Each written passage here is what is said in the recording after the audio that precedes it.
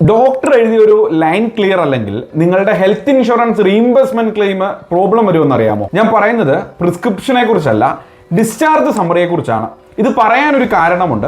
നമ്മുടെ കൺസൾട്ടേഷനിൽ വന്ന ഒരു ക്ലയന്റിന്റെ അനുഭവമാണ്. ഹോസ്പിറ്റൽ ബില്ല് ആദ്യം അവർ തന്നെ അടച്ചു, ട്രീറ്റ്മെന്റ് കഴിഞ്ഞു, ഡിസ്ചാർജ് ആയി വീട്ടിലെത്തി.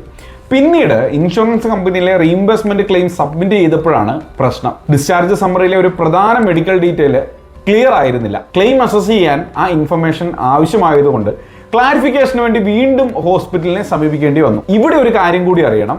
IRDAയുടെ 2024-25 ആനുവൽ റിപ്പോർട്ട് പ്രകാരം ഹെൽത്ത് ഇൻഷുറൻസ് ക്ലെയിമിൽ ഏകദേശം 87% സെറ്റിൽ ചെയ്തു. ഏകദേശം 8% റിപ്പുഡേറ്റഡ് ആണ്. 5% മാർച്ച് 31 വരെ പെൻഡിങ് ആയിരുന്നു. അതായത് ഏകദേശം 13% ക്ലെയിമും അന്ന് റിപ്പുഡേറ്റഡ് അല്ലെങ്കിൽ പെൻഡിങ് കാറ്റഗറിയിലായിരുന്നു. പക്ഷെ അതെല്ലാം ഡോക്യുമെന്റ് മിസ്റ്റേക്ക് കൊണ്ടാണെന്ന് ഞാൻ പറയുന്നില്ല. ക്ലെയിം പ്രോബ്ലം വരാൻ പല കാരണങ്ങളുണ്ടാകാം. പക്ഷെ നമ്മുടെ ഡോക്യുമെന്റ്സിൽ അവോയ്ഡ് ചെയ്യാൻ കഴിയുന്ന മിസ്റ്റേക്ക് നമ്മൾ എന്തിനു വിടണം? അപ്പോഴാണ് തോന്നിയത് ഇത് ആ ഒരാൾ മാത്രം അറിയേണ്ട കാര്യമല്ല. ഇത്തരം ചെറിയ ഡോക്യുമെന്റ് കാര്യങ്ങൾ പിന്നീട് വലിയ ബുദ്ധിമുട്ടാകാതിരിക്കാൻ ഞങ്ങൾ ഇവിടെ ഷെയർ ചെയ്യാറുണ്ട്. ഉപകാരപ്പെടുമെങ്കിൽ ഇത് ഡോക്യുമെന്റ് എക്സ്പെർട്ട് ഫോളോ ചെയ്ത് വെക്കും. ഇനി ഒരു കാര്യം ശ്രദ്ധിക്കണം.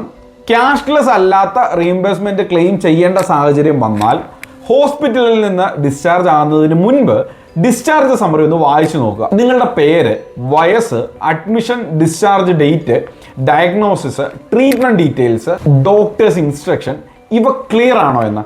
പ്രധാനപ്പെട്ട മെഡിക്കൽ ഇൻഫർമേഷൻ ഇൻകംപ്ലീറ്റ് ആണെങ്കിൽ അല്ലെങ്കിൽ ഹാൻഡ് റിട്ടൺ ഡീറ്റെയിൽ വ്യക്തമായിട്ട് വായിക്കാൻ കഴിയുന്നില്ലെങ്കിൽ ഹോസ്പിറ്റലിൽ നിന്ന് തന്നെ ക്ലാരിഫിക്കേഷൻ അല്ലെങ്കിൽ ക്ലിയർ കോപ്പി ചോദിക്കുക. ക്ലെയിം കൊടുക്കുമ്പോൾ നോക്കാം എന്ന് കരുതരുത്. കാരണം റീഇംബേഴ്സ്മെന്റ് ക്ലെയിമിൽ നിങ്ങളുടെ ട്രീറ്റ്മെന്റ് എക്സ്പ്ലെയിൻ ചെയ്യാൻ ഡോക്ടർ നിങ്ങളോടൊപ്പം ഉണ്ടാവില്ല. നിങ്ങളുടെ ഡോക്യുമെന്റ്സ് ആണ് സംസാരിക്കുക. ചെക്ക് എന്ന് കമന്റ് ചെയ്യൂ. Health insurance reimbursement claim submit ചെയ്യുന്നതിന് മുമ്പ് ചെയ്യേണ്ട ഡോക്യുമെന്റിന്റെ ചെക്ക് ലിസ്റ്റ് ഇൻബോക്സിൽ അയച്ചു തരാം. ഇതുപോലുള്ള വീഡിയോസിനായിട്ട് നമ്മുടെ പേജ് ഫോളോ ചെയ്ത് വെക്കൂ.